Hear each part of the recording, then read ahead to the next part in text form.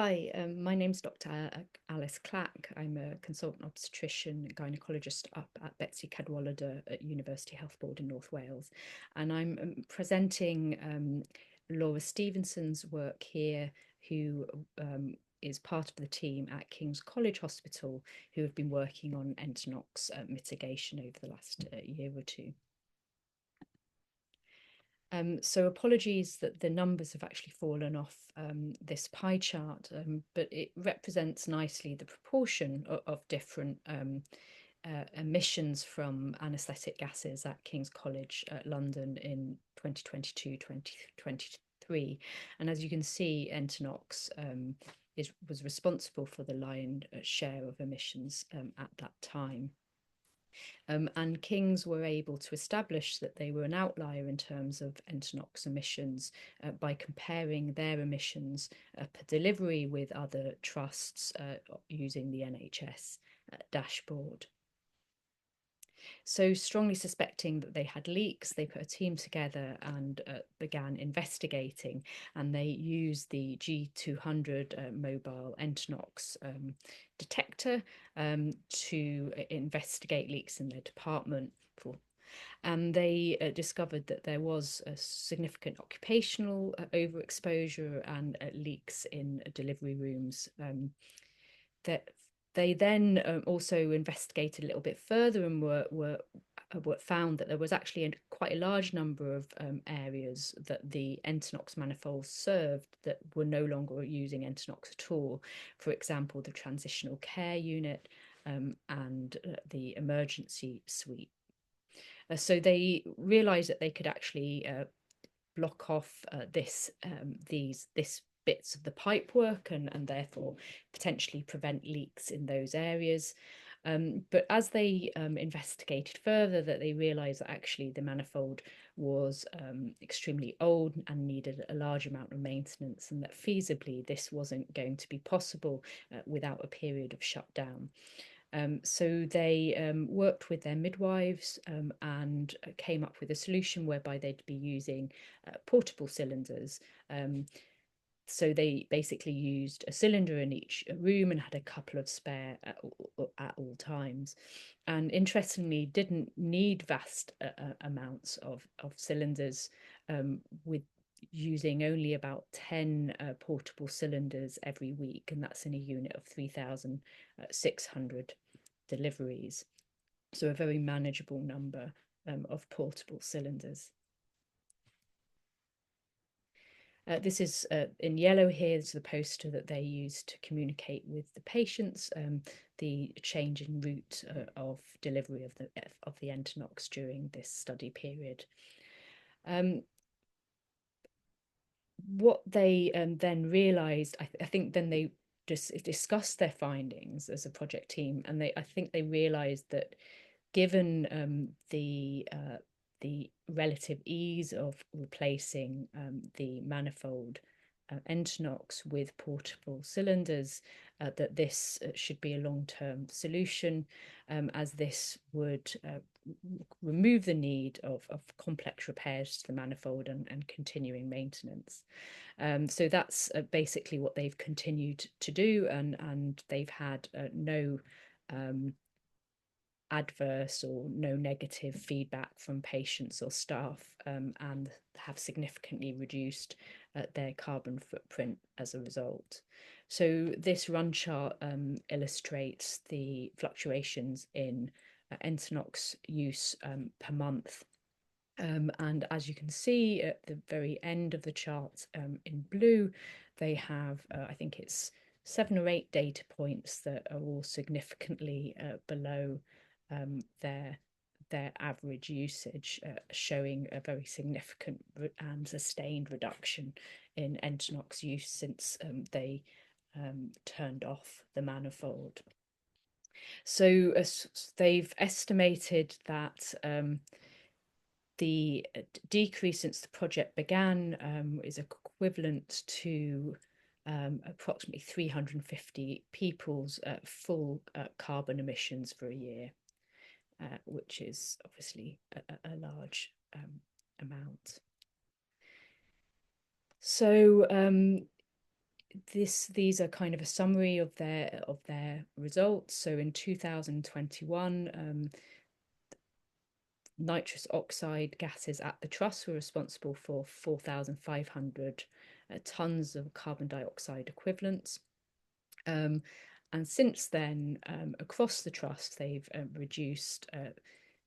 saved 3,421 tons of carbon dioxide equivalent. And this is across the anaesthetic department and maternity, although the majority of this reduction has been achieved by addressing the maternity leaks. So one of the reflections of the team was that although gas is cheap and therefore unfortunately cost is often not a significant driver to trying to sort out these leaks, manifold maintenance isn't cheap and costs up to £20,000 a year. Therefore, actually decommissioning the manifold entirely is a significant cost-saving approach to mitigating and against Entonox emissions. And this is without even discussing the efficiency savings in terms of the reduction in work for the portering team, who no longer have to change these really heavy, cumbersome manifold cylinders. So the team are planning to continue to share their, I think, really quite staggering results, and hopefully this initiative will spread across other maternity units who undoubtedly are also leaking significant amounts of Entonox unnecessarily. So this is the team at King's. And I'm going to go on just for a few minutes now, just to entirely, not entirely, but kind of slightly sideways to looking at other potential ways of mitigating against Entonox emissions. And that's talking a little bit about remifentanil. So remifentanil, a PCA for labouring women, has been around for some time. But is not used extensively within the UK. And but potential advantages in appropriate situations in terms of greenhouse gas emissions anyway can be seen clearly from these findings of a life cycle analysis of different modes of birth comparing delivery between Manchester, a delivery suite in Manchester and in Leiden in the Netherlands. And these are the outcomes for Manchester. And as you can see, in orange here, we've got the emissions resulting from analgesia, and in blue from the emissions resulting for other aspects of the birth. So things like surgical packs, episiotomy packs, delivery packs. And what's really obvious as soon as you look at it is that vaginal birth using Entonox is by far and away the largest emitting type of birth. That doesn't mean that vaginal delivery is a high emitting, but is entirely due to Entonox. And so alternatives, obviously coming up with potential alternatives to Entonox is one way of reducing emissions from Entonox. And alternatives that are currently around are things like epidural and morphine, which are used quite commonly, and remifentanil, which probably is underused, and that most women will not know what it is and will not have been offered it. So this slide shows a comparison between the delivery emissions in Manchester and in Leiden in the Netherlands. And as you can see, there's a very significant difference in emissions per delivery, and this is almost entirely because of analgesia, and this is because in the Netherlands they don't have a culture of using Entonox, and remifentanil is used more than it would be here. So, what are the environmental effects of Entonox? We've heard them spoken about already. Um, CO2 emissions per 4 hours of average use in labour is here expressed as the number of miles in average size car. So 932 miles for Entonox. Remi PCA, it's 4.5 miles. Epidural, it's 4 miles. And morphine, it's at less than half a mile. There are advantages for Remi PCA, so it has got a good analgesic effect. Efficacy is probably equal to or possibly better than an Entonox, although this hasn't been studied extensively, and so really it is an area that could be looked at in more detail. It works very rapidly, works within 20 seconds, so it's suitable for use at the start of a contraction. It has a short half-life, so it wears off very quickly, which means that it has very minimal effect on newborns and rapid recovery from any and there's rapid recovery from any maternal side effects. It can be used before an epidural or spinal, and obviously it has environmental advantages as compared to Entonox. The other thing is, although it's not widely used, there are established protocols in place because most units will offer it to women who, for example, have contraindications to epidurals.